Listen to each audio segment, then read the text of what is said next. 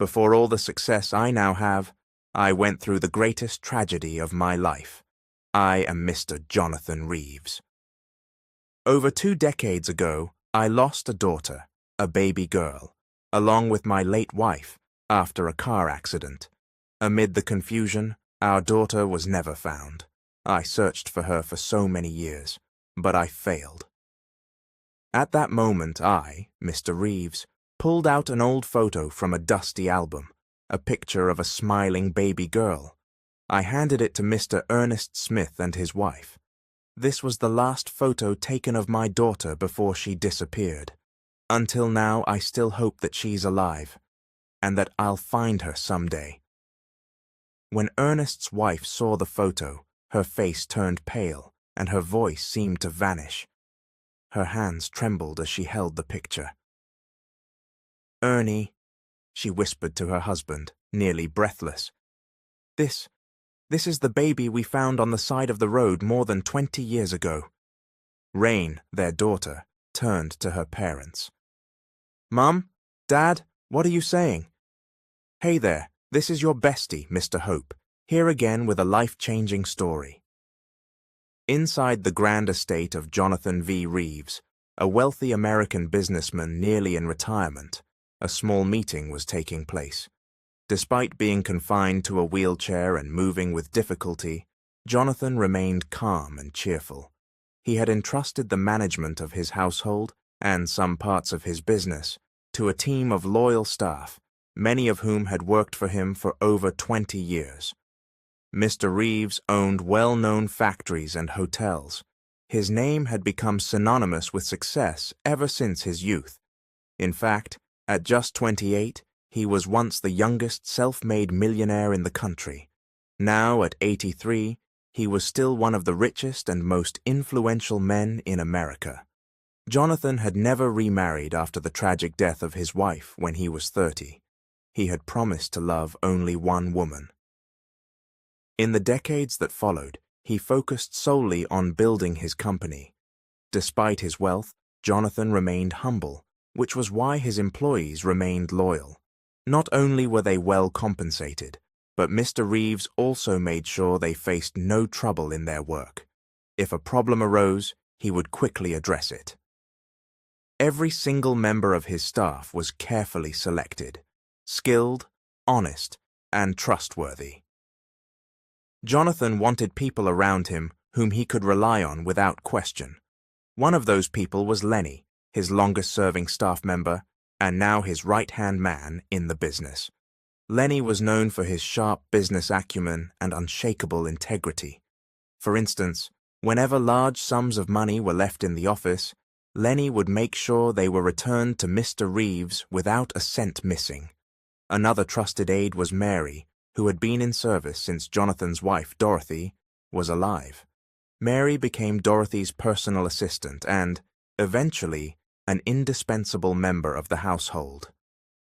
Over the years, she had witnessed both the joyous and tragic moments of the Reeves family, including the massive parties in the mansion and the horrific accident that led to the loss of Jonathan's only child. Now, Mary was the chief housekeeper, but to Mr. Reeves, she was more like a sister. She ran the household like it was her own, and beyond her, Mr. Reeves had many other staff in both his mansion and business. He believed most of them were loyal and decent, but he also wasn't sure if everyone was truly sincere or simply pretending. One day, after the staff had completed their duties, Mr. Reeves gathered everyone in the living room. He wanted to test their sincerity and loyalty. "Mary," he said gently, "please bring the cash box from the study. Here's the key." Mary accepted the key and left to get what he asked. "You, Lenny, please check the documents on my desk in the office," he continued. "I want to ensure all the important paperwork is still there." Both followed his instructions. Moments later, Mary returned with the cash box. Mr. Reeves instructed her to open it in front of everyone. Inside was not just a large sum of money, but also gold bars. Mary's eyes didn't flinch. Her grip remained steady, showing no trace of temptation. "All this money," said Mr. Reeves, "I want you to deposit it into the bank for me. I can't leave the house anymore, so I'm entrusting it to you." Mary hesitated. "Sir, this is an enormous amount. What if something bad happens?" "I trust you, Mary," he replied, "and besides, Arnold will accompany you." Arnold was the driver, once a 20-year-old rookie, now nearing 40. He smiled and assured Mary he knew the safest routes around the area. "Thank you, Arnold," said Mary with a small smile. "I'll also have Rod, my bodyguard, accompany you," added Mr. Reeves. Rod had been working for him for years and had even been sponsored through school by Mr. Reeves. Though Rod had a degree now, he chose to remain in service out of gratitude.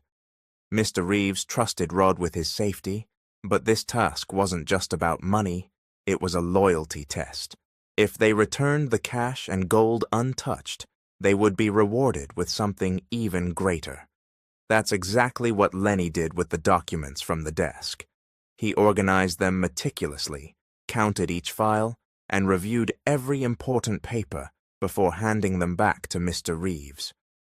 "You're incredibly diligent," Jonathan commented with a visible smile. He was genuinely pleased. Mary had deposited the full amount in the bank, including the gold bars. She could have easily run off with the money, but the receipt from the bank proved everything was intact, every cent accounted for. "You know, I'm always thankful to have all of you around me," said Mr. Reeves. "I don't know what I would do without you." "We should be the ones thanking you, sir," Mary replied. "If it weren't for your kindness, we might still be stuck in poverty." "She's right, sir," Lenny agreed. "Thanks to you, my children were able to finish school. I don't know where we'd be without you." Mr. Reeves was deeply moved by their loyalty. Every time he saw genuine honesty and dedication in the people serving him, his trust in them grew stronger. But he wasn't done testing them yet. He had plans to distribute shares of his company before retiring, but only to those truly deserving. He needed to be sure. Only the worthy would receive such rewards. So, Mr. Reeves began to implement his next plan. One quiet morning, panic spread throughout the mansion when Mr. Reeves screamed for help. Clutching his chest and pressing one hand to his head, he appeared to be struggling to breathe. All the employees rushed to his aid. "Mr. Reeves, what's going on?" Mary asked in concern. "I need a doctor. I'm having chest pains and headaches," he whispered, wiping sweat from his brow. One of the staff quickly called for an ambulance. In just a few minutes, Mr. Reeves was rushed to the nearest hospital. Back at the mansion, the staff murmured among themselves, wondering what had just happened. Hours later, Mr. Reeves returned, this time accompanied by 2 nurses. He wore dark sunglasses and carried a cane. Quietly, he entered the main hall and summoned everyone. "Apologies for disturbing your work," he began. "I know you're all busy, but I want you to know, unfortunately, I've lost my vision." The doctor told him that his sudden blindness was caused by a spike in blood pressure. But in truth, it wasn't real. Mr. Reeves had made an arrangement with the doctor as part of his plan. He was only pretending to be blind. He wanted everything to look convincing. "We're so sorry to hear that, sir," Mary said sadly. "I hope your sight can still return," added Lenny. "I don't know if there's any chance. The doctors said they'll continue to observe my condition. Maybe it's just part of aging," Mr. Reeves said in a heavy tone. "Don't worry, sir. We're here for you," Rod assured him. "Thank you all," Jonathan smiled faintly. "But I want the business to continue, just like before. Even now that I'm blind, I hope I can still count on all of you. I need trustworthy people around me more than ever." "Don't worry, Mr. Reeves. We'll do our best," Lenny promised. Jonathan smiled again. "Thank you."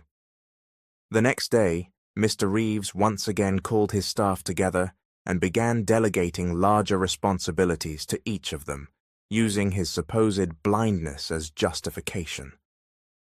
What they didn't know was that hidden cameras had been installed all over the mansion, and Jonathan was watching everything. Through a discreet earpiece, he could also hear every word being said. Those cameras had been there for years, but he had never turned them on before. He had always been too focused on the business. But now that retirement was approaching, he finally decided to use them. It was time to test his people. "Mary, Lenny, you never run out of kindness for me," Mr. Reeves said one afternoon after they brought him his lunch. "Don't worry about it, sir," Mary replied. "We just want the best for you." Thankfully, in the days that followed, their treatment of him remained respectful and attentive. He almost wanted to tell them it was all a test, but he decided it was still too soon to reveal the truth. "Sir, are you trying to work again?" Lenny asked, noticing the phone near Mr. Reeves. "Oh, just taking some calls from headquarters. They still need my help now and then." "You really shouldn't be doing that, sir. Let me handle everything," Lenny said with concern. "You might end up with another headache, or your blood pressure could rise again." Jonathan chuckled and patted Lenny on the shoulder. "You're very kind, but sometimes I just want to feel useful too. I don't want to be a burden." "You're never a burden, sir," Lenny said quickly. "That's right, sir," Mary added. "Don't even think like that. You're the reason we're happy to serve here every day." Jonathan smiled. "Thank you." But unknown to Mr. Reeves, there was still a hidden truth he had yet to uncover. Not everyone showing him kindness could be trusted. Not everyone he had faith in was worthy of it. Some of them were simply wearing masks of loyalty, waiting for the right moment to execute their selfish plans. Despite his wisdom and influence, there were things Jonathan hadn't seen, secrets that quietly lingered in the corners of his world. People close to him might not be who they seemed. Their trustworthiness might be an act. Now it was in Mr. Reeves's hands to find out who was genuine and who was the traitor. After Mr. Reeves revealed that he was blind and had trouble hearing, some of his employees at the Reeves estate began to act differently, something he hadn't anticipated. They assumed that the way they had treated him before was sincere, but it turned out that for some, it had only been an act. The humility and respect that some helpers used to show were replaced by arrogance and overconfidence. They subtly revealed their true intentions. While Mr. Reeves sat quietly in the living room, pretending to be listening to Lenny's reports, behind his dark sunglasses, his sharp eyes watched everything. He saw it all, but remained silent, choosing to observe further. Even when he was in his room, he could hear their conversations through the microphones hidden throughout the estate. They didn't know that the entire Reeves estate had been rigged with hidden cameras and microphones, providing Mr. Reeves with a clear picture of what was happening around him. "Mr. Reeves, here are the papers you asked me to bring," one of the staff members said, handing over a folder. "Thank you, just leave it in my office. Lenny will explain the contents to me. I can't read them anymore," Jonathan replied, pretending to feel his way with his cane. "Yes, sir," said the employee, briefly bowing before starting to walk away. "Wait," Mr. Reeves said, halting the man. "Just put the papers on my desk and leave right away. I have another task for Lenny in the office." Mr. Reeves's tone was gentle. "Yes, sir," the employee replied. As he exited the room, he smirked and shook his head. In the hallway, the cameras caught him whispering to another staff member. "The old man can't see anymore, but he still acts like he's in charge. Even if I tamper with something in his office, he won't notice. He's blind, after all. So annoying how he still acts like the boss just because he's rich and pays well. If I were in charge, I wouldn't be anything like him." "Keep your voice down, Romero." "Someone might hear you," said the other. Yeah, but seriously, he acts like he owns us just because he's the boss. He doesn't even matter anymore. He's blind and about to die soon anyway. When is that old man going to die already? I feel like it's coming soon. Who knows? Maybe he'll pass in his sleep tonight and never wake up. Mr. Reeves, hearing all this through his earpiece, was disheartened. He couldn't believe they could wish something like that on him. Did they not realize that if he died, they would all lose their jobs, and the company might go bankrupt? The following days were filled with whispers of resentment from nearly every part of the estate. His staff, who he had treated well and paid generously, were now speaking ill of him behind his back. He had thought they harbored no resentment. He had always tried to be a good boss, but perhaps it had not been enough. From his room, Mr. Reeves listened to every word. It shocked him that people he trusted so deeply could harbor such bitterness. Luckily, he heard nothing bad from Lenny, Mary, Arnold, Rod, or the cook, Anna, because if he had, he would have truly questioned whether he had ever been a good employer at all. He took a deep breath. Now he knew, not all who acted kind to him were genuinely kind. Some were pretending. Now he understood that not everyone he planned to reward was deserving. He needed to continue his plan carefully to discover exactly who among them truly deserved a share of his legacy. Despite his age and fortune, Mr. Reeves constantly thought about who he would leave everything to. He had no close relatives left. His wife and daughter had perished in the accident decades ago. They had been driving home from a party when a large truck crashed into their vehicle. Both he and his wife lost consciousness. When Mr. Reeves awoke in the hospital, he was told that his wife had survived, but their baby daughter had gone missing. Amid the rain and chaos, no one saw where the child had gone. They never found her again. They did everything they could to search, but to no avail. Now that Mr. Reeves was growing old, relatives who had ignored him for decades suddenly began to reappear. They came with warm smiles and sweet words, pretending to care, but he knew their true intentions. When he needed them most, when he lost his child, and again when his wife passed away, they were nowhere to be found. Now, because they believed he had no one to inherit his estate, they began to show up like mushrooms after rain. "Don't worry about anything, Uncle," they would say. "You can move in with us. We'll take good care of you." But Jonathan knew the truth. He wasn't foolish. They weren't there for him out of love. They were after his wealth. He hadn't heard from them in years, and now they crowded around him, thinking they'd be included in his will. But leaving his wealth to any of them was never part of Mr. Reeves's plan. He had no intention of passing it to any of his so-called relatives. Instead, he wanted to leave it to his long-time employees, the ones he had come to see as family. But he had to be sure first. Were they truly loyal, or were they just like his opportunistic relatives? To find out, he launched a new test. Mr. Reeves pretended he was facing financial problems to see how his loyal employees would react. He also told them he planned to retire from the company next year and stay at home more often. He acted as if he had no more interest or ability to be involved in business. At the same time, he remained quiet and continued pretending that he couldn't see or hear anything happening around him. One day, while sitting in his room with his earpiece on, Mr. Reeves watched through his laptop as his trusted employees gathered in the main hall. He listened carefully to their conversation, things he never thought he'd hear in his own home. He listened to Lenny, Mary, Arnold, Rod, and even the cook, Anna, who had only started working for him last year. From their behavior, he sensed that something was being planned. "Looks like Mr. Reeves is running out of money," said Rod. "I'm sure the company will bounce back," Lenny replied. "He's rich and well-connected. No way he goes bankrupt." "I know exactly how rich he is," Lenny continued.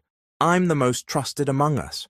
I know everything, even his total assets. No way we're not getting something out of this once he's gone. Are you sure we'll get something? Anna asked, because I'm getting tired of waiting. Definitely. Once that old man dies, we'll get loads of cash, Lenny said, chuckling. He's never had a problem with money. Don't worry, we won't be left empty-handed when he's gone. Mr. Reeves nearly froze in place.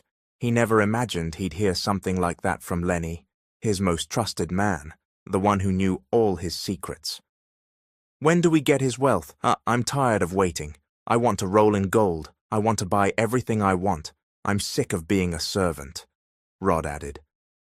Just a bit more patience, Mary replied. You've seen how often Mr. Reeves gets sick these days. Even I'm getting impatient, Anna said. I don't want to grow old cooking in his mansion. Why is he still alive? He should have been dead long ago. He's useless now. Just hand over the wealth and end this.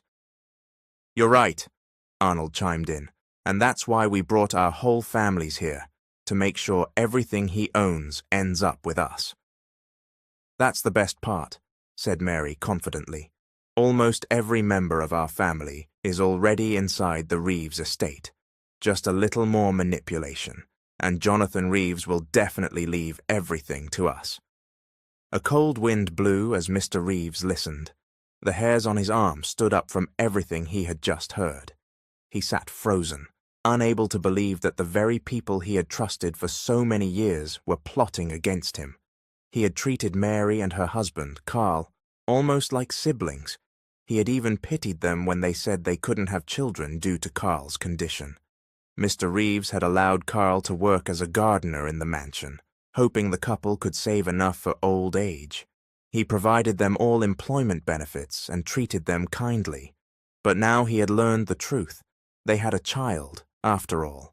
Somehow they'd managed to hide this from him. That child was Anna.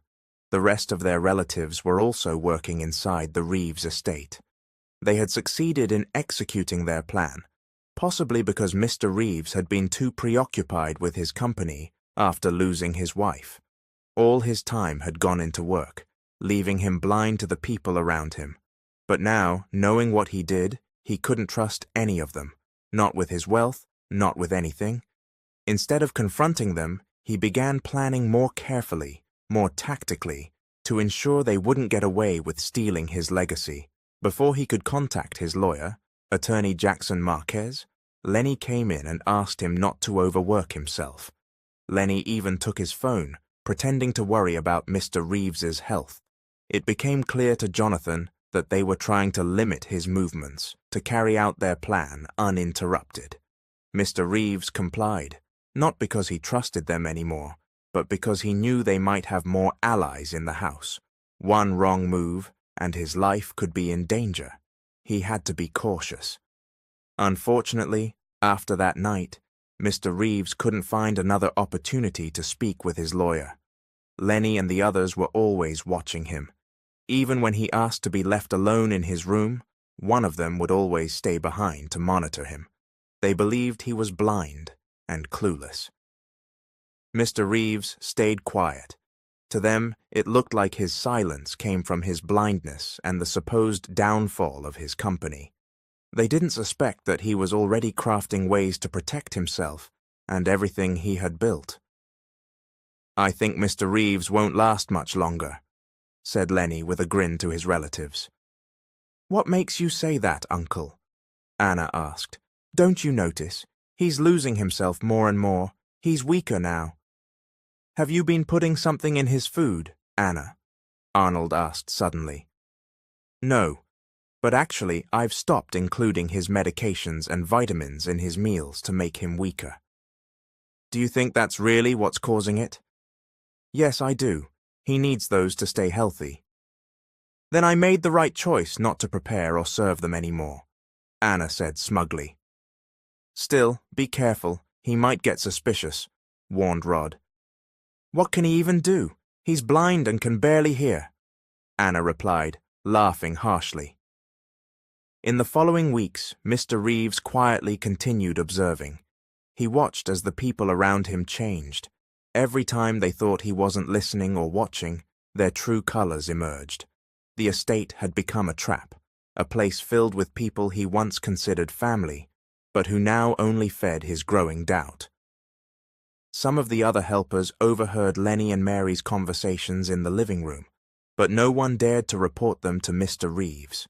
Everyone was afraid, and some secretly hoped they'd receive part of the inheritance once he was gone. "When Mr. Reeves dies, nothing will stand in the way of our plans," Mary muttered in a harsh tone. During those same weeks, Mr. Reeves continued to overhear discussions on how the household staff would seize control of the business and the estate. He even heard them planning how they would forge documents. "Once we get Mr. Reeves to sign everything over, he won't even notice," Mary said. "Lenny will take care of all the paperwork. He trusts Lenny so much. Now that he's blind, he won't read anything, and he won't realize his wealth is gone. He'll die soon anyway." "What if he doesn't sign?" asked Anna. "He's as stubborn as a child sometimes." "I told you we should just poison him," Anna added. "He completely trusts me and eats everything I give him." "Oops, break time," she joked. "Want to be featured in our next upload? Don't forget to leave your lesson learned in the comments. Thanks so much for listening, and shout out to Cherry Torrado from Riyadh, Saudi Arabia.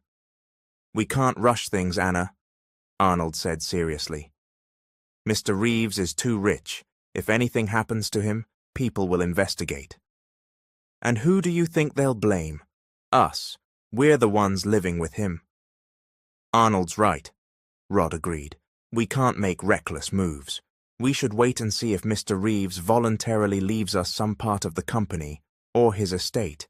If not, we forge the documents and get him to sign." "Our plans can't fall apart now," Mary said gravely. "We've been preparing too long. We need to act carefully." "But what if he doesn't leave us anything?" Anna asked angrily. "What if he refuses to sign the fake contracts?" "We can't just accept that we'll get nothing. You know how greedy I am." "If he doesn't agree," Lenny told Carl seriously, "we can't wait forever. He's old, but we need his wealth now." One day, when they tried to get him to sign the forged documents, Mr. Reeves pretended to feel unwell. They couldn't force him to sign anything, and since they were always monitoring him, it was becoming harder for Jonathan to keep track of their plans, or find a way to call his lawyer. Then one day, Ernest, Mr. Reeves's longtime barber, arrived. He had been cutting Jonathan's hair monthly for years, but never mingled with the other staff, maybe because he didn't live at the estate. Mr. Reeves didn't know whether to trust Ernest, but he figured it was better to try than to let the traitor succeed. He told Ernest he didn't want to be trimmed in the mansion anymore. "I want a change of scenery," he said.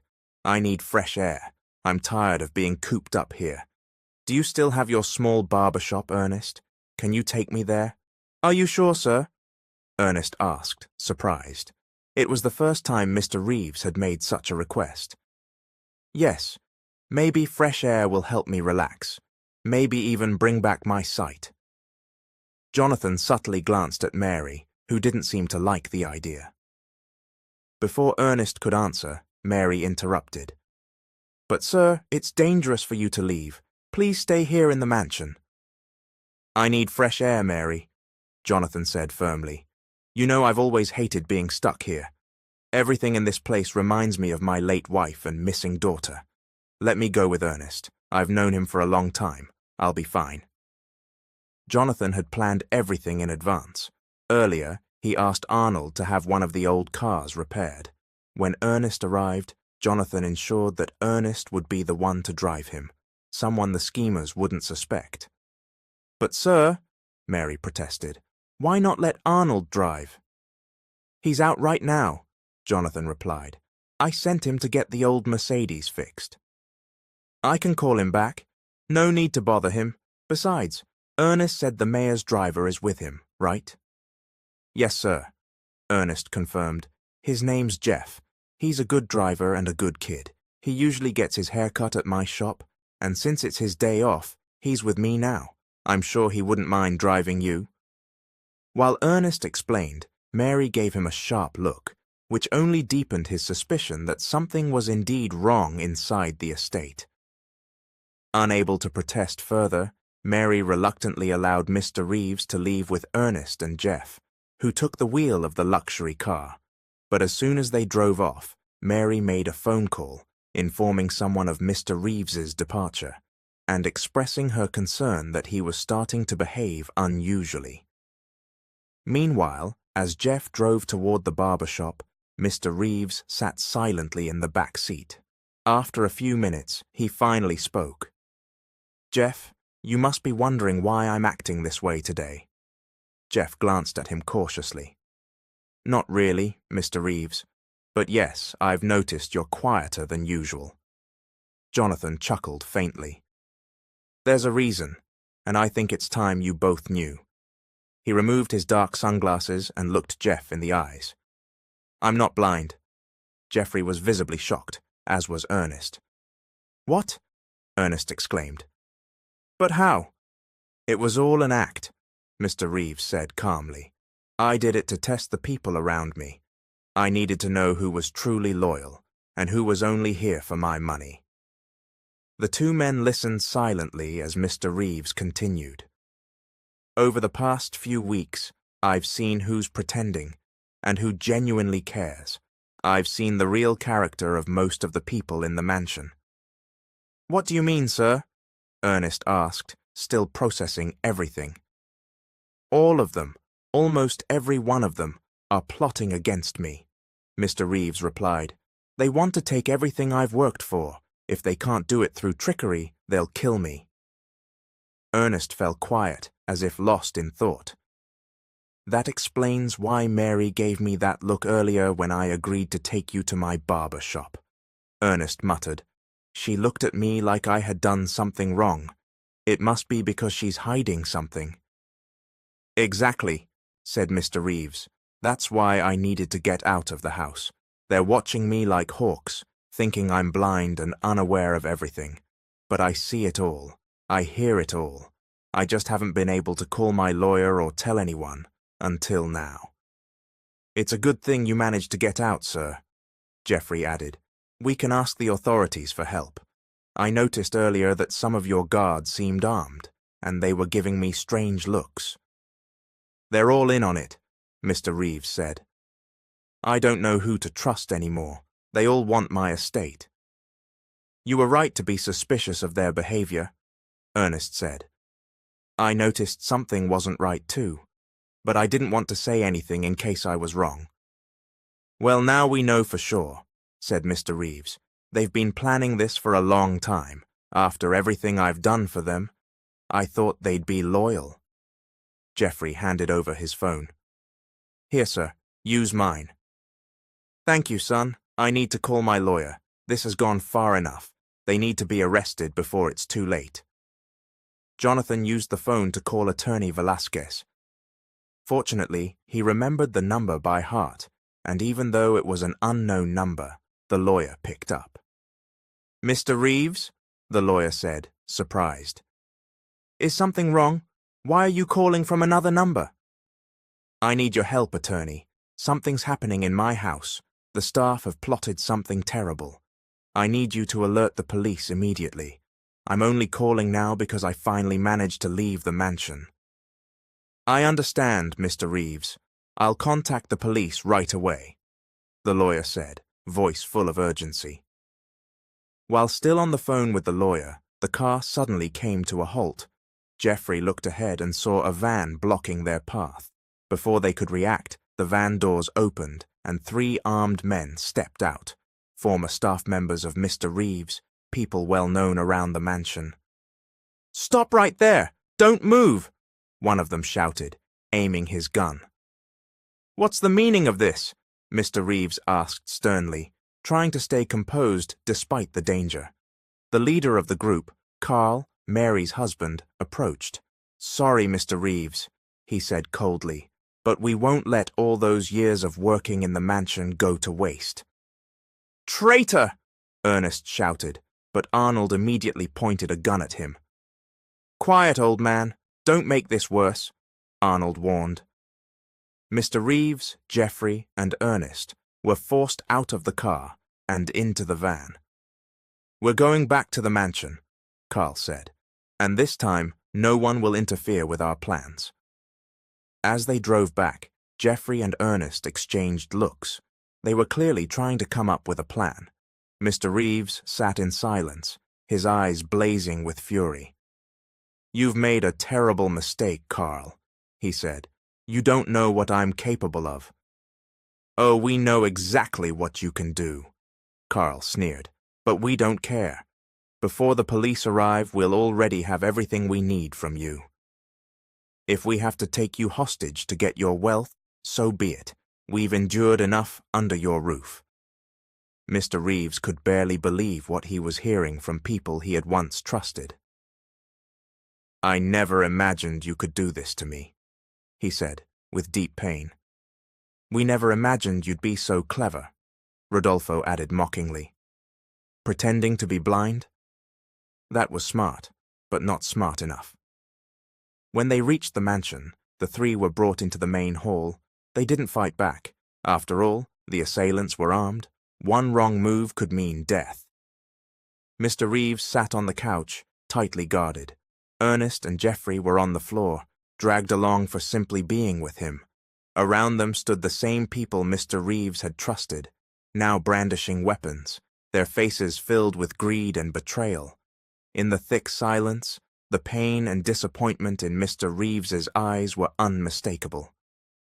You were like family to me," he finally said. "This is how you repay me? After all I did for you?" He turned to Carl. "How many times did I pull you out of poverty? Mary, I gave you shelter, jobs, the chance to start over. Rodolfo, who helped you when your family was falling apart? Who paid for your education?" As he spoke, some of the staff looked away in shame, unable to meet his eyes. But Carl simply laughed, a cold, heartless laugh. "Thank you for everything," Carl said with a sneer. "But you made a mistake, trusting the wrong people." "You were too kind, Mr. Reeves," he added. "You never saw the wolves around you. You're filthy rich while we keep working like slaves. It's time we took what we deserve." "I worked for you for years," Rodolfo chimed in. "I'm done being a servant. Now it's our turn to enjoy the riches." Jonathan Reeves let out a deep sigh. "My wealth was never built on greed or cruelty. I worked hard for it, and I shared it with those I thought deserved it." "But you stole more than my wealth. You stole my trust." Still, Carl showed no remorse. "We don't care about trust or respect. We want your fortune. Everything you have belongs to us now." His voice grew louder and more intense. "And if you don't give us what we want, you'll never leave this house alive." Jonathan remained firm, despite the threat.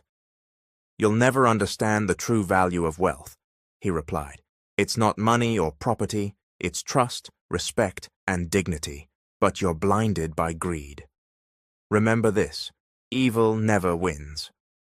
Silence fell again, heavier than before. But Carl and the others just laughed, mocking Jonathan's convictions. As silence circled the room, Mr. Reeves let out a heavy sigh.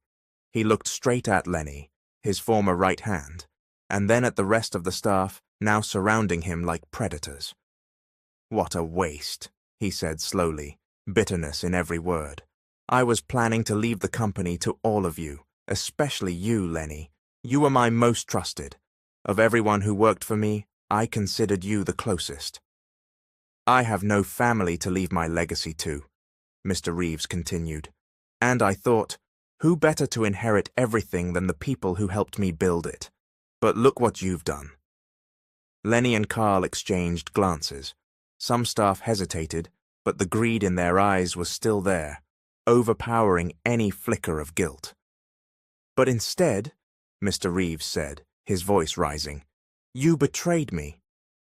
You stole not only my trust, but also my respect. I saved you from poverty, gave you a chance to start again, and treated you like family. And this is how you repay me?"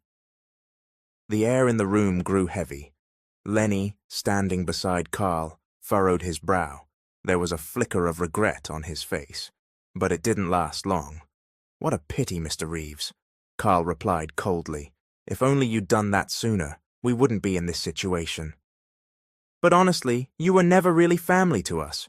You were the boss, we were the servants. Now it's time we flip that around." Mr. Reeves stared him down calmly. "You weren't my servants. You saw yourselves that way. I never treated you as lesser. You put yourselves in that position because of your greed." "Enough!" Carl shouted. "We're done talking. We don't want promises. We don't want your words. We want your wealth, all of it, and we're going to get it, no matter what." Carl laughed menacingly. Lenny remained silent, unable to look Mr. Reeves in the eye. Despite his calm expression, Jonathan felt a deep ache. He had trusted Lenny completely.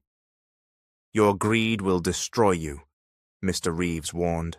"Wealth gained through wickedness never lasts." But Carl no longer listened. He turned away and ordered the others to keep a close watch on Mr. Reeves while they planned their next move. "Do you really think this will work?"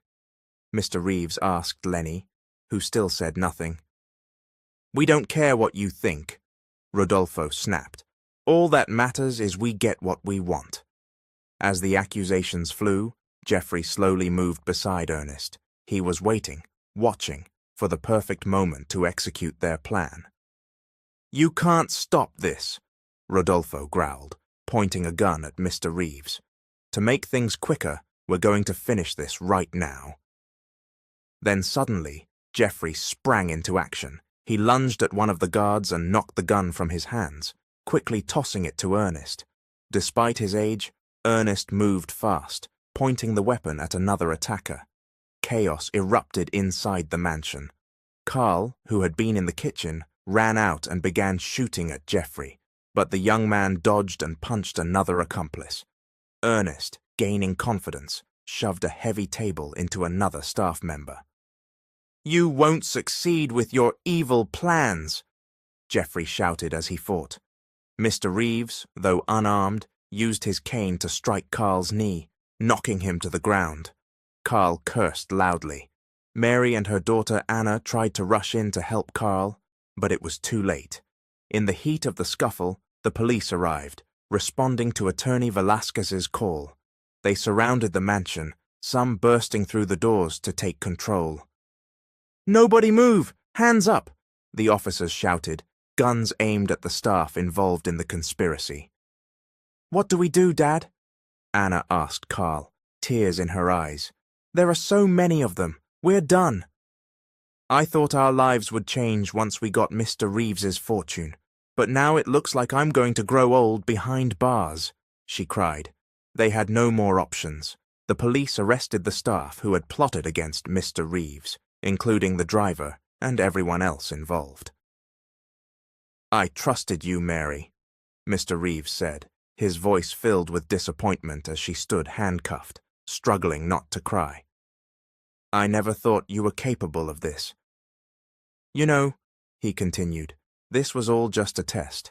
I only wanted to see if you were worthy to inherit my company after I'm gone. I was planning to give something to all of you. But you couldn't wait. You destroyed my trust, and you've ruined your own lives, all because of your greed. Now you'll suffer the consequences in prison. I'll make sure you never get out. You'll rot in there." After everything that happened, Mr. Reeves realized he could no longer easily trust people who merely appeared kind. Years of generosity and care couldn't uncover someone's real intentions. But sometimes, one step, one quiet test, was enough to expose the truth. What surprised him the most was that the two people he least expected, people he barely knew, turned out to be the ones who truly cared. Ernest, the old barber, and Jeffrey, a young man who didn't even work for him. He saw how the two of them risked their lives to protect him. Despite their bruises and wounds, they never stopped fighting until they knew he was safe. As Mr. Reeves stood there after everything, he looked at them, tears streaming down his face. "To all the people I trusted," he whispered, "I never thought it would be you two, complete strangers, who would prove to be true. I owe you both my life." Ernest smiled, his face tired but full of kindness. "Sir, you've shown us kindness long before today. You've always been good to me. We couldn't let anything bad happen to you. You're not just our boss, you're our friend." "I don't even know how I can repay your kindness," Jeffrey added, his face also tired but smiling. "You don't need to," said Mr. Reeves. "You did what was right. That's all that matters. You didn't have to know me well. What mattered was that you helped when I needed it." "You're right," Ernest added. "And what's the point of a job if we can't protect the man who gave us a livelihood? You don't need to repay us. We're just glad you're safe." Though deeply moved, Mr. Reeves knew a simple thank you was not enough. His mind lit up with a decision he had been contemplating for a long time. Days passed, and everything started to return to normal. Thanks to the surveillance recordings installed throughout the mansion, it became much easier to press charges against the former staff Mr. Reeves once trusted. The video evidence spoke for itself. Some of them even tried to beg for forgiveness, but for Mr. Reeves, the time he had given them to prove their loyalty had been more than enough. He was done giving chances. He would never trust them again. One quiet afternoon, Rain Santos arrived at their modest home in the countryside with her husband, Jude. Rain had just returned from working in Germany.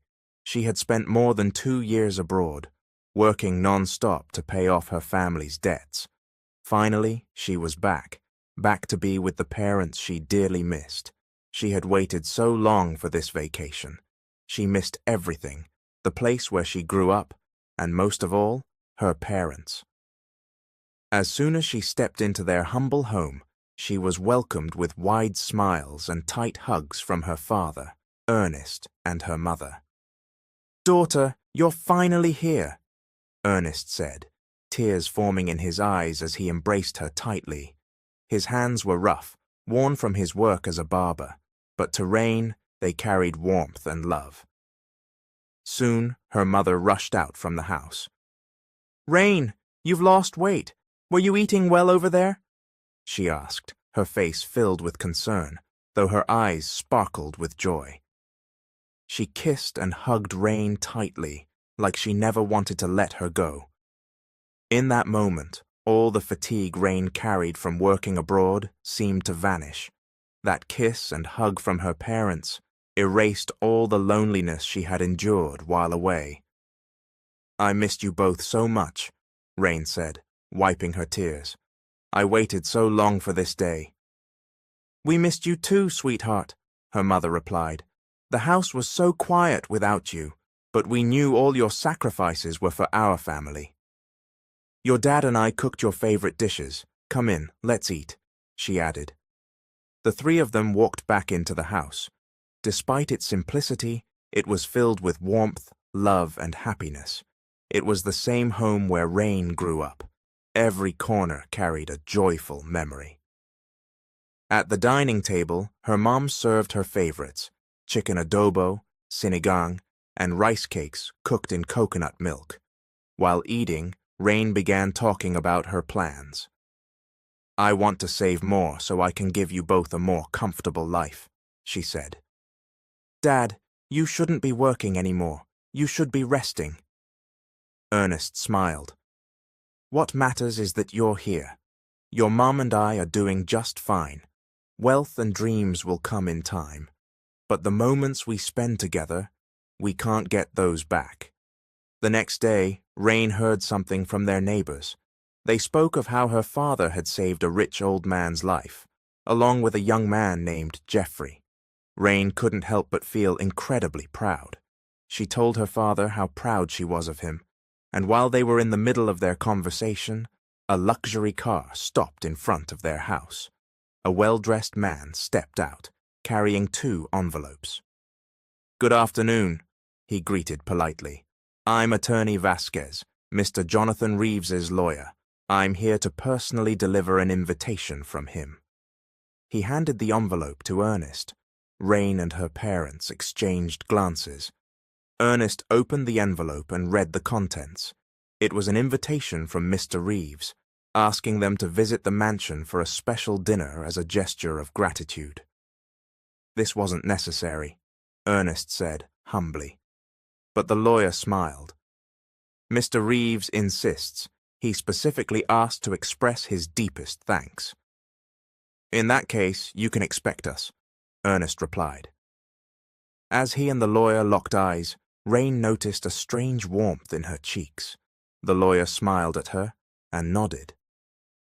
The next day, a car from the Reeves estate came to pick them up. As they approached the grand gate engraved with Reeves Manor, Rain couldn't believe her eyes. Tall trees surrounded the perfectly manicured gardens, and right in front of them stood a mansion so enormous it looked like something out of a movie.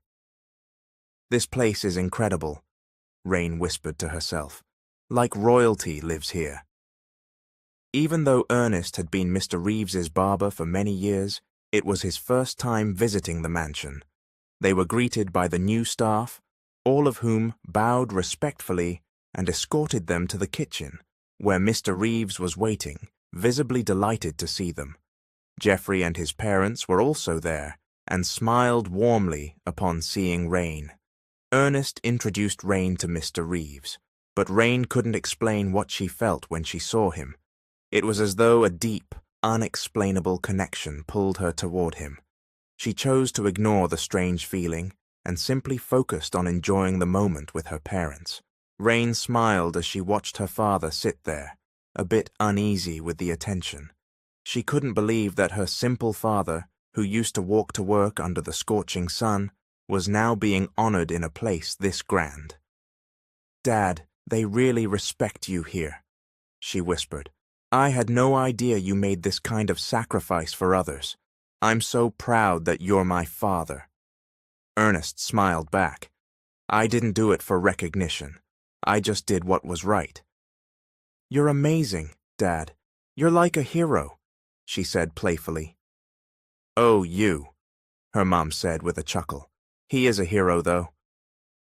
As the celebration continued, Rain couldn't help but be amazed by every part of Mr. Reeves's home. The massive chandelier, the smooth marble floors, and the antique decorations all reflected wealth and legacy. In the middle of dinner, Mr. Reeves stood and addressed the group. "Ernest, Geoffrey," he began, "I want to thank you both for your kindness and courage. If not for you, I might not be alive today. What you did for me was not just an act of goodness, it was something I'll never forget." Ernest bowed slightly, a little shy from the praise, though he smiled. "Mr. Reeves, it was nothing," he said. "We just did what was right. Anyone in our position would have done the same." Mr. Reeves shook his head. "No, Ernest, not everyone would have done what you did. In the face of danger, you showed true loyalty and bravery. That's rare nowadays." He turned to Geoffrey. "Your bravery and intelligence saved me." "Thank you." Geoffrey smiled. "It was an honor, Mr. Reeves. We did it because we believed you were worth saving." Their conversation turned to future plans. Mr. Reeves announced his intention to reward Ernest and Geoffrey. He handed them a small box. When they opened it, inside were gold watches. Both of them hesitated to accept, knowing the value. But Mr. Reeves insisted. Everyone applauded, including the new staff, who also showed their respect to Ernest and Geoffrey. Rain looked at her father, who, although embarrassed by all the attention, returned their gratitude with a smile. "Rain," Mr. Reeves suddenly said, turning to her. She looked at him. "Do you know that your father taught me the true meaning of humility and courage? If not for him, I wouldn't have survived. Your family has a treasure greater than any mansion or business." "Thank you for valuing my father," Rain replied. "He's been a hero to me long before all this. And now I'm even prouder to be his daughter." After the dinner, Mr. Reeves gave Rain's family a tour of the mansion, showing them the large rooms, gardens, and even his private office. There, a photo of Ernest sat on a shelf, taken the day of the incident.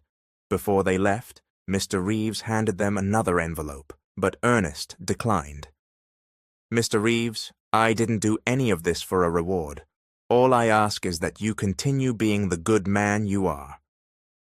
On the way home in the same luxury car that picked them up, Rain couldn't stop smiling. "Dad, I had no idea how deeply they respect you," she said. Ernest held her hand. "Sweetheart, I just did what was right, but always remember, wealth and success aren't what define a person. What matters is the good we leave behind." And at that moment, Rain learned another important lesson, that a kind heart is far more valuable than anything material. She knew there was no greater treasure than her father, Ernest. Weeks after their first visit to Mr. Reeves's mansion, Ernest's family was invited again. This time not for a celebration, but for a more quiet and serious conversation. Inside Mr. Reeves's office, the atmosphere was calm, the only sound being the soft ticking of the wall clock. Mr. Reeves sat behind his large desk, holding a stack of documents. Beside him were 2 envelopes, one with Ernest's name, the other with Jeffrey's. But neither of them felt they deserved it. They knew nothing about running a business, and deep inside, they didn't feel worthy. Still, Mr. Reeves asked them to think it over. He sincerely wished to give them each half of his company shares. They stayed a while longer at the mansion, and their conversation eventually turned to Mr. Reeves's past. "Before all the success I have today," Mr. Reeves began, "I experienced the greatest tragedy of my life. More than 2 decades ago, I lost a daughter, an infant girl. My wife, now deceased, and I lost her after a car accident. In the chaos after the crash, our daughter vanished. We searched for her for many years, but we failed." At that point, Mr. Reeves brought out an old photograph from a photo album. It was of a smiling, joyful baby. He handed the picture to Ernest and his wife. "This is the last photo I have of her, before she disappeared. Even now, I still hope she's alive. I still hope to find her." As Ernest and his wife looked at the photo, their expressions changed. Rain's mother went pale, her voice suddenly gone, her hands trembling as she held the picture. "Ernest," she whispered, almost unable to believe it. "This baby, she's the one we found on the side of the road more than 20 years ago." Rain turned to look at her mother, confused. "Ma? Pa? What do you mean?" Ernest took a deep breath before answering. "Daughter, there's something you need to know. We're not your biological parents. Your mother had a condition with her ovaries. She couldn't have children." Rain felt like ice water had been poured over her. She froze, staring back and forth at the people she had always known as her parents. Her mother was already in tears, head bowed. Mr. Reeves, stunned, could hardly believe what he had just heard. 24 years ago, Ernest said, "we were walking home from town. It was raining hard, and the road was dark. We heard the cry of a baby, and there you were, wrapped in what looked like expensive cloth, left by the roadside, cold and shivering. There was no note, no name. No one ever came to claim you.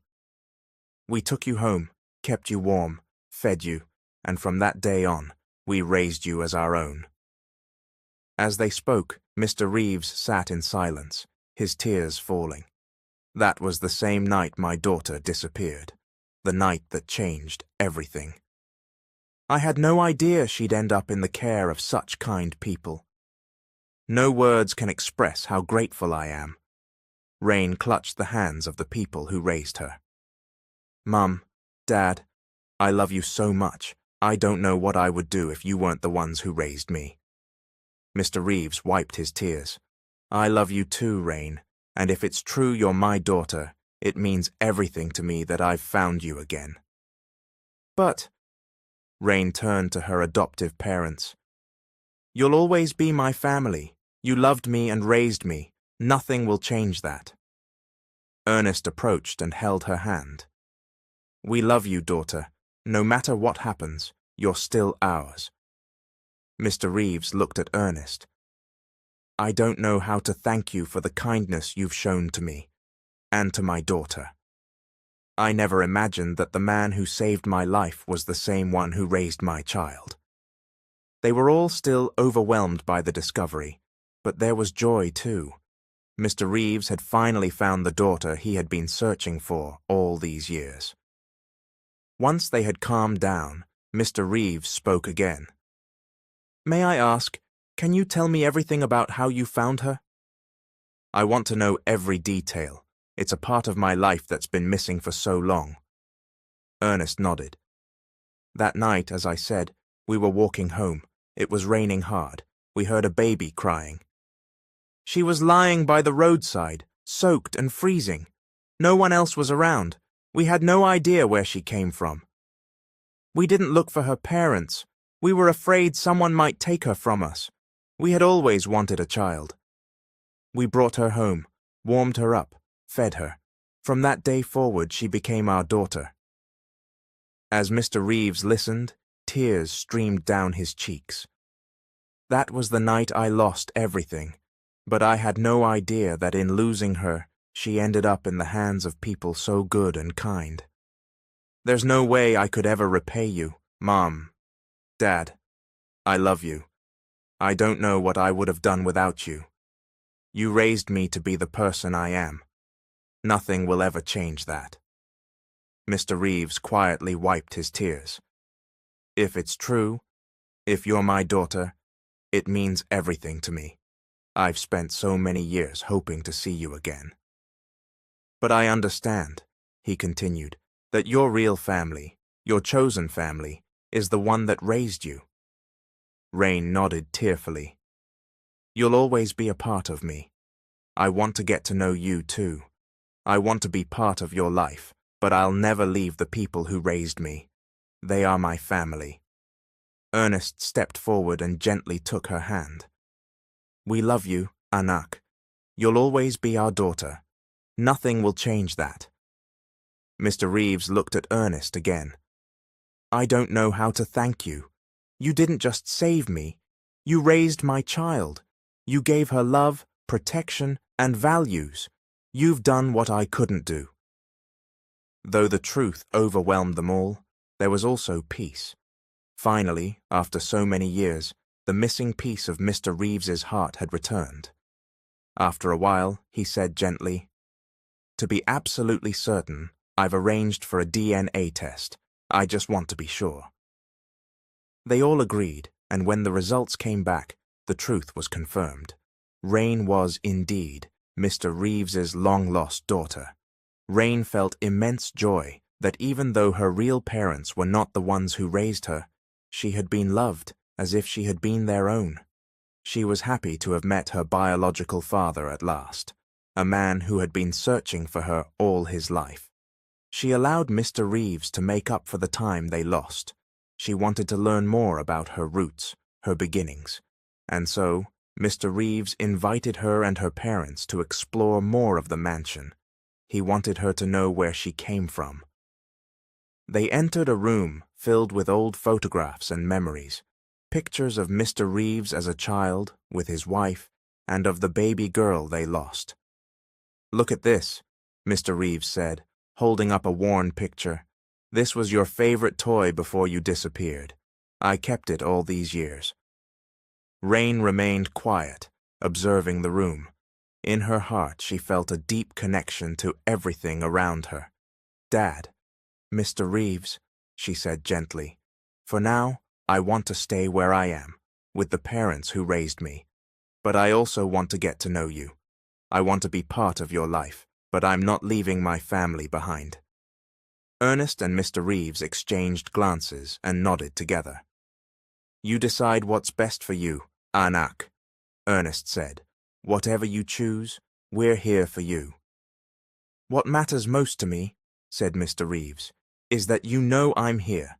I won't force anything, but the doors of this home will always be open to you, anytime."